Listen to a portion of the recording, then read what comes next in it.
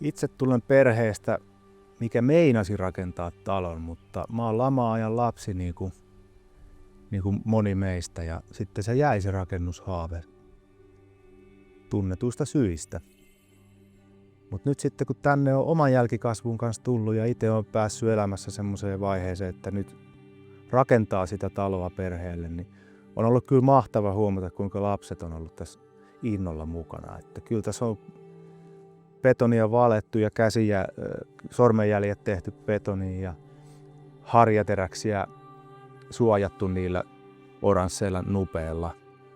Itse meinasin, että mä teen sen itse, mutta poika halusi tulla mukaan ja se oli sitten tehokasta apua siinä työssä. Ja kaikenlaista pientä tässä on touhuttu kimpassa, niin mun mielestä se on hyvä tapa saada tunneside tähän rakennukseen, joka kumminkin itselleni on paljon enemmän kuin pelkkä rakennus, niin kuin on ehkä tullut ilmi. Niin on kiva nähdä, että se läpäisee koko perheen tää fiilis.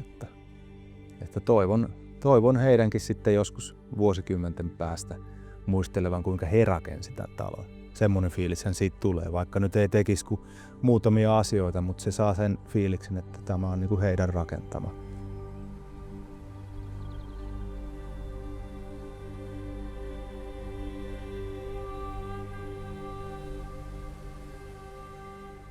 Tästä alkaa olla itse asiassa kohta 15 vuotta, kun tuo vierastalo tehtiin. Ja sehän oli minun ensimmäinen kokemus minkäänlaiseen rakentamiseen ikinä, että syvään päähän saman tien.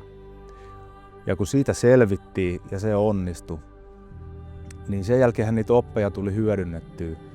Että tässä välissähän me ollaan bändin kanssa tehty paljon tällaista korjausrakentamista, että ollaan pelastettu monia vanhoja kiinteistöjä, kulttuurihistoriallisesti arvokkaita suojelukohteita, ja niissä on nähnyt yhtä sun toista. Ja niissä on nähnyt myös tällaisia asioita, että jos joku asia on tehty pieleen, niin mitä se vaikuttaa kymmenien vuosien ajalta. Että se on ollut hyvin opettavaista. Ja nämä on ollut arvokkaita oppeja nyt kun tähän päätaloon lähdettiin. Että olen iloinen, että tämä ei ollut mun ensimmäinen rakennushanke, koska tässä olisi voinut tulla hiki. Ja tämä olisi ollut tosi raskas projekti, jos ei olisi ollut minkäänlaista kokemusta aiemmin. Ensimmäisenä syksynä tosiaan tehtiin se kellarikerros ja sitten vielä holvi siihen päälle. Eli meillä oli tavoite saada se kellari, holvi ja myös ulkotäytöt. Ja se todellakin tehtiin ihan siis, olisiko siinä mennyt 3 kuukautta kaikkinensa. Ja tuo on mun mielestä hyvä saavutus. Se on kuitenkin sen kokoinen kellari, että joillakin olisi saattanut mennä sormisuuhun ton aikataulun kanssa. Ja se, minkä takia ulkotäytöt piti tehdä heti saman tien, on tietenkin tämä ajatus, että luonto säästyy talon ympäriltä. Eli nyt kun tänä vuonna tähän tehtiin tämä keskikerros, niin kuin näkee, niin tänne ei enää pääse millään työkoneella. Siis väylät on ummessa, koska työvarat on pienet. Syy se, että luonto säästetään.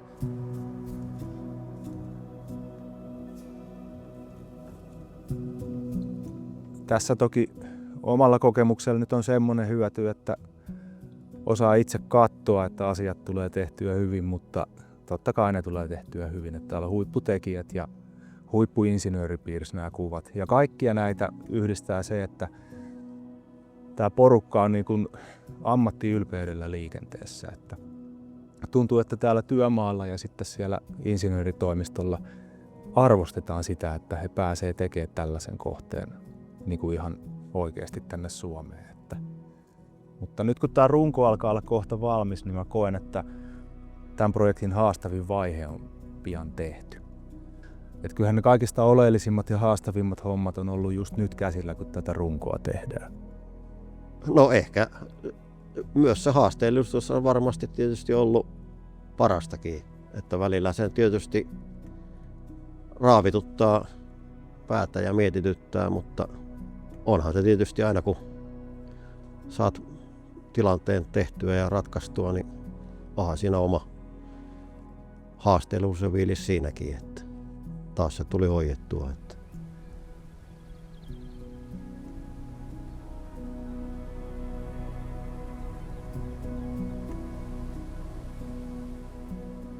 No ihan hyvä vuosihan tää nyt on ollut. No melkein se mikä oli tavoitekin, että Niin. saadaan runko tehtyä. Että. Joo, nyt siinä on talo päällä. Että viime vuonna maan sisälle olevat jutut ja tänä vuonna maan päälliset osat. Ja suojatkin sait. No joo, ne on pikkuinen sääsuojaus tehty, että Kyllä, pysys kuivana. näin on. Käydään kattoo vähän mitä siellä on.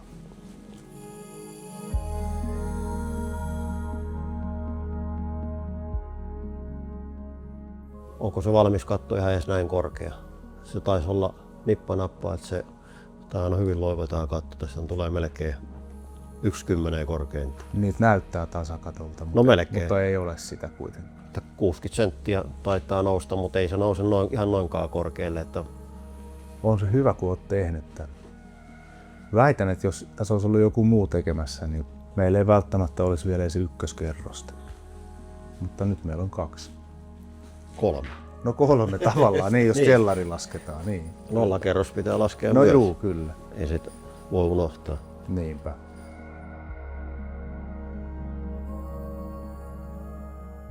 Tämähän on sillä tavalla rakennusmassallisestikin aika haastava, että tämä ei ole semmoinen talo, että se on kauttaaltaan niin kuin alhaalta ylös.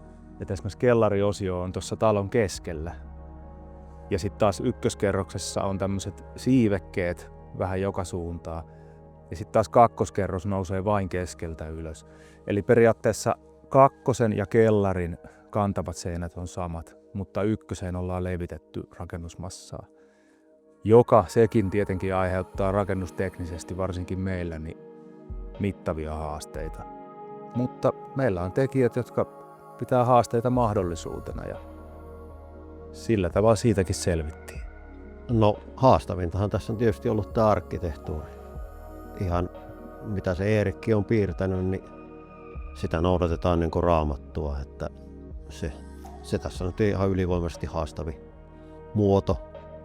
Kaikki tämä niin tuplaa, paikoin triplaa työn määrän, että tämä ilmasto, niin lämpökatkot, kaikki ne asiat, niin ei näin haastavaa omakotitaloa vielä toistaiseksi ollut.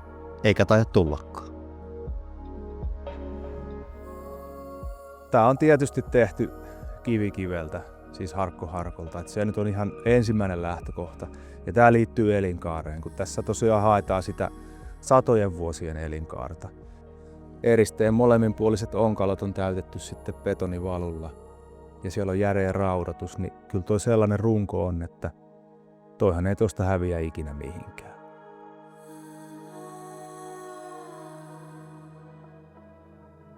Parvekkeen katto siellä puoliksi ton keittiön päällä, Niin aivan. niin siinä on se 42 senttiä betonia nyt. No ei Välipohja on sitten tämä alajuttu, että 2 kertaa tehty ja rauhoitettu. Siinä on nyt 4-kertaiset verkot ja no ei se ala. useamman kertaiset hakaset. Ja No niin. Eeriksen oli siihen piirtänyt, niin semmonenhan tehtiin. niin. Mutta kyllä se mun mielestä aika hyvin on kyllä nyt tehty, että itse luottaisin tohon rakenteeseen. No kaikki mahdollinen, mitä siinä nyt mieleen tulee. Ja keittiöhän siinä alla on. Se on helppo piirtää sinne Kaliforniaan ja On. siellä ei sada eikä ole pakkosta. Ei. Täällä on molempia. Niin. Tää on just sellainen talo, minkä Erik piirsi. Hän eli lämpimässä maassa koko elämänsä. Me eletään tämmöisessä suuren lämpötilan vaihtelun maassa. Niin siinä tuli tietenkin tämä rakennesuunnittelijan ammattitaito sitten puntariin. Ja onneksi löytyi huippuluokan rakennesuunnittelija. Eli siinä on nämä 2 asiaa, että lämpötilavaihtelu ja sitten tietysti vesi. Meillä sataa aika paljon ja meillä on myös paljon lunta ja on lumikuormaa. Ja sitten kun tuossa on noita kohtia, että sisäseinästä tulee ulkoseinä, sama seinä on niin kuin ekaksi lämpimässä ja sitten se on kylmässä ja siihen väliin tulee vesikatto, niin kaikki ne saumakohdat on tehtävä todella tarkasti. Että se kylmäkatko tai lämpökatko, miten sitä nyt sanoo, mutta että kylmä ei pääse sisälle ja vesi ei pääse sisälle. Tämän kato tukirakenteet sitten tuon leuan päältä Niin. kiinni ja sitten siihen tulee taas se tyroksi vielä. Kun toihan on se lämpökatko justi, että kun tää katto tulee tähän, niin kun se laskee taas tonne päin, niin ettei siitä ole kylmä tänne johdu tänne sisään runkoon myöten. Niin. Kyllä kannatti tehdä, siis tää on aivan mielettömän hieno tämä. No, siinä tietysti oma arkkitehtuurinsa siinä. No on, tää on todella upea. Tästä ylöspäin tää pitää jollain sitten.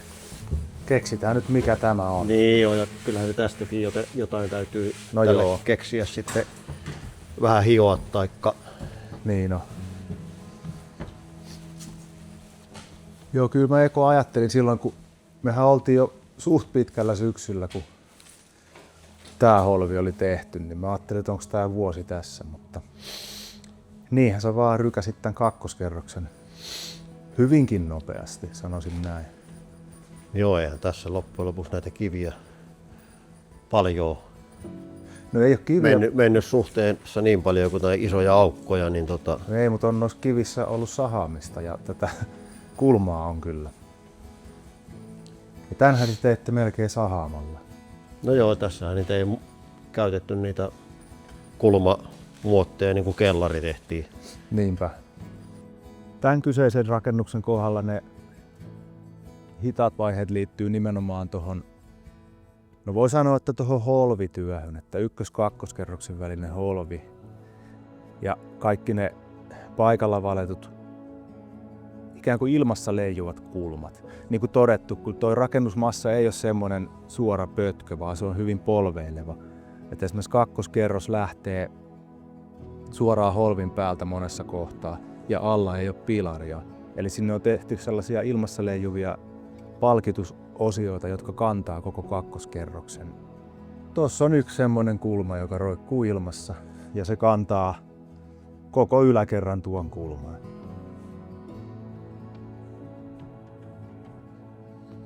Ja tämähän on se holvi tietenkin. Holvihan tehtiin siis liittolaattalevyllä, että levitettiin aluksi nämä metallit tuohon, raudoitus päälle ja betoni niskaan. Niin tuo oli nopea tapa tehdä nuo holvit. Ja tässä on sitten taas sitä yläkerran tukivalua. Siinä on kaksikin kulmaa, jotka leijuu ilmassa. Että nois oli kyllä näpertämistä, mutta on hienot valmiina.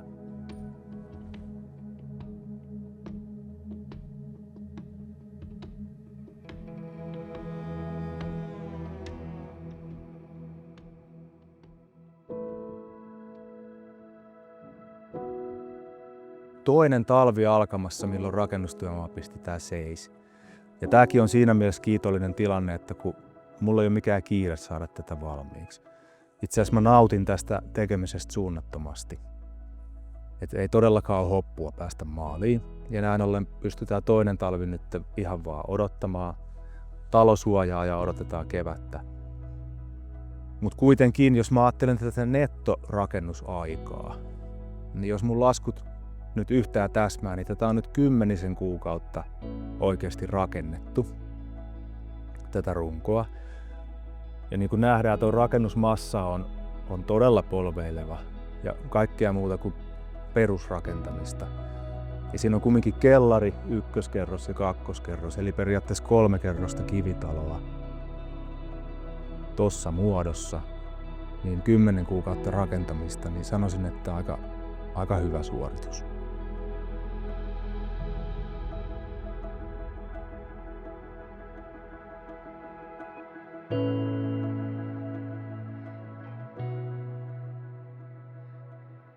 Erik ehti antamaan onneksi aika kattavat ohjeet, miten tämä rakennetaan.